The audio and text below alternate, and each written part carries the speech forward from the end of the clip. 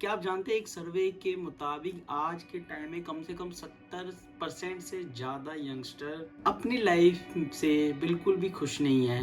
Plus में वो internally और मेंटली इतने डिप्रेस्ड हैं। ये सिर्फ एक नंबर नहीं है, ये एक वार्निंग है। तुम भी शायद इस रेस का हिस्सा हो और तुम्हें पता भी नहीं है कि एक्चुअल में तुम भी उन्हीं लोगों में से एक हो जिसके बारे में आज मैं बात करने वाला हूँ। भाई कभी सोचा है आज का यूथ इतना ज्यादा फ्रस्ट्रेट क्यों है? हम मेहनत भी कर रहे हैं, सपने भी देख रहे हैं, लेकिन फिर भी लगता है यार कहीं ना कहीं हम डेली लाइफ में हार रहे हैं। मतलब इंटरनली हमें ऐसा फील हो रहा है कि हम एक रेस है जो हम हार रहे हैं। एक कंपटीशन हो रहा है हमारे बीच में जिसमें हमें ऐसा इंटरनली फील हो रहा है कि यार बाकी लोग मुझसे अच्छा कर रहे हैं, मैं कहीं ना कहीं उतना अच्छा नहीं कर पा रहा हूँ या मैं बिल्कुल ही अच्छा नहीं कर रहा हूँ। चलो मैं तुम्हें एक मिडिल क्लास लड़के की स्टोरी सुनाता हूँ। शायद कहीं ना कहीं तुम भी इस स्टोरी से रिलेट कर पाओगे और तुम्हें लगेगा यार ये मेरी स्टोरी है। एक लड़का था राज, एक नॉर्मल मिडिल क्लास फैमिली का लड़का जिसके घर वाले चाहते थे कि वो बड़ा होकर एक इंजीनियर बने, सरकारी नौकरी ले या फिर कोई सेफ जॉब करे जिससे इन फ्यूचर उसकी फैमिली स्टेबल रहे। राज भी बचपन से यही सोचता था,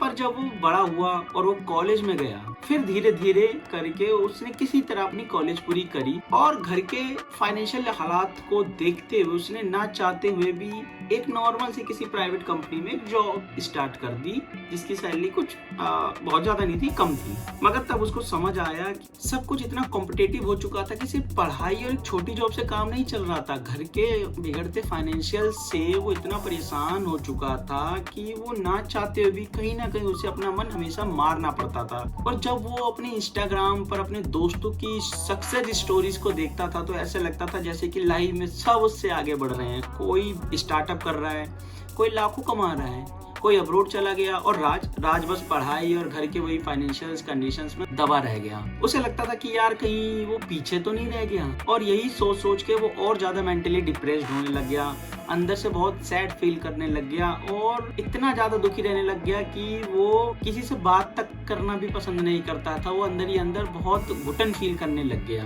तो क्या तुम भी शायद कभी ऐसा फील करते हो? कहीं तुम भी अपनी लाइफ के राज तो नहीं हो? आज की जनरेशन में यूथ के सामने ऐसी कौन सी मेजर प्रॉब्लम्स हैं जिसकी वजह से वो मेंटली और इंटरनली इतना डिप्रेस फील करने लग गए, इतना दुखी रहने लग गए हैं? सबसे पहला है परिवार की उम्मीद और सोसाइटी का प्रेशर।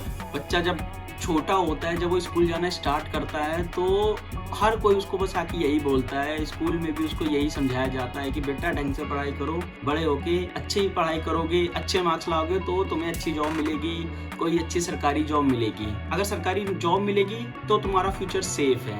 ये लाइन कितनी बार सुनी होगी आप सब लोगों ने भी। मतलब बचपन से ही उस छोटे बच्चे के माइंड में इतना मेंटली प्रेशर डाल दिया जाता है सोसाइटी और फैमिली वालों की तरफ से कि वो ना चाहते हुए भी उसके माइंड में ये बन चुका है कि भैया अगर मेरे को सरकारी जॉब या किसी अच्छी कंपनी में बड़े होकर जॉब नहीं मिली तो मैं फेल हो जाऊंगा, मतलब मैं कुछ नहीं कर पाऊंगा। आपको पता है कि WHO के एक रिपोर्ट के अनुसार इंडिया में एवरेज 15 से 29 साल के बीच सुसाइड करने की सबसे बड़ी वजह जो यूथ में नजर आई है वो है स्ट्रेस और financial pressure. Second is financial pressure. जब हम बड़े होते हैं हम स्टार्टिंग में बहुत कुछ करने की सोचते हैं, प्लस में हमारा मन बहुत कुछ करने को चाहता है, लाइक हम ट्रैवलिंग करना चाहते हैं, हम अपनी लाइफ को अच्छे से एंजॉय करना चाहते हैं। मगर जब हम धीरे धीरे अपनी घर की फाइनेंशियल कंडीशन को देखते हैं, जब हमें लगता है कि यार अब मेरे पापा का जॉब पहले की तरह नहीं है, अभी वो बहुत ज़्यादा पैसों को लेकर तंगी हो रही है घर में, तब कहीं ना कहीं हमें उस फाइनेंशियल प्रेशर को अपने ऊपर लेना पड़ता है। और कहीं ना कहीं उसके चक्कर में हमारे माइंड में ये चीज़ आता है कि यार कहीं ना कहीं से मुझे पैसे कमाना है। और इन्हीं सब के चक्कर में वो फाइनेंशियल प्रेशर इतना बन जाता है यूथ के ऊपर कि ना चाहते हुए भी वो कहीं ना कहीं उस फाइनेंशियल प्रेशर के नीचे दब के रह जाता है। क्या आपको पता है NCRB national crime record bureau के एक डाटा के अनुसार हर साल हजारों स्टूडेंट और यंग प्रोफेशनल प्रेशर की वजह से सुसाइड कमिट करते हैं और सिर्फ पिछले 5 साल में यूथ सुसाइड रेट 15% से बढ़ गया है, जो अपने आप में एक बहुत बड़ी शॉकिंग इन्फॉर्मेशन डेटा है। और फिर उसके बाद हम जो यूथ होते हैं हमें कहीं ना कहीं अपना मन मारना पड़ता है, अपनी जो मन पसंदीदा चीज़ों को करने के लिए हम कभी सोचा करते थे वो हमें टालना पड़ता है। Third one is social media का कंपैरिजन। हमने कितनी बार देखा होगा, आप सब इस चीज से रिलेट कर पाएंगे कि जब हम अपने दोस्तों की या किसी भी दूसरे पर्सन की इंस्टा स्टोरी देखते हैं या उसकी हाईलाइटेड रील्स देखते हैं तो हम हमेशा उसकी लाइफ को अपनी नॉर्मल लाइफ से कंपेयर करना शुरू कर देते हैं कि यार वो तो अपनी लाइफ में इतना कुछ बढ़िया कर रहा है, वो तो यार इतना मतलब यहाँ घूम रहा है, वो तो उसको तो इतनी अच्छी जॉब मिल गई है यार, इसने तो गाड़ी खरीद ली है, इसके पास तो इतना बढ़िया मोबाइल है, वो महंगे महंगे कपड़े ले रहा है। फिर हम क्या सोचते हैं कि यार वो इतना कुछ कर रहा है और मैं कुछ नहीं कर पा रहा हूँ, मैं कहीं ना कहीं पीछे रह गया। तो ऐसा लगता है कि कहीं ना कहीं हम लोगों के दिखावे वाली लाइफ को अपनी नॉर्मल लाइफ से कंपेयर करना शुरू कर देते हैं और अंदर ही अंदर बहुत ज़्यादा डीमोटिवेटेड हो जाते हैं। मेंटली प्रेशर का सबसे बड़ा कारण आज के टाइम पे ये सोशल मीडिया है। अगर मैं आपको सीधे बातों में बोलूँ तो ये एक बहुत बड़ा स्कैम है, ये एक दिखावे वाली जिंदगी है सोशल मीडिया और कुछ नहीं है। अगर आप देखेंगे तो जो सोशल मीडिया पे लोग दिखा रहे हैं और जो उनकी एक्चुअल लाइफ में है हो रहा है वो बिल्कुल ही डिफरेंट है। पहली बात, अपनी नॉर्मल लाइफ को किसी से कंपेयर मत करो, किसी की सोशल मीडिया लाइफ से कंपेयर मत करो, पर्सनली अगर मैं बोलूँ तो। फोर्थ वन इज फोकस का लॉस। अगर मैं सच बोलूँ तो आपने देखा होगा या आप आजकल अपने अगल बगल देखते होंगे कि आज जो यंगस्टर हैं वो सोशल मीडिया पे कितना ज़्यादा एक्टिव हो रहा है, उनका जो स्क्रीन टाइमिंग है वो कितना ज़्यादा बढ़ गया है पहले के मुताबिक। लोग इंस्टाग्राम रील्स यूट्यूब पर 2 मिनट का ब्रेक लेने के लिए जाते हैं और वो 2 मिनट कब 2 घंटे में बीत जाता है वो आपको पता भी नहीं चलता। और लोग ना चाहते हुए भी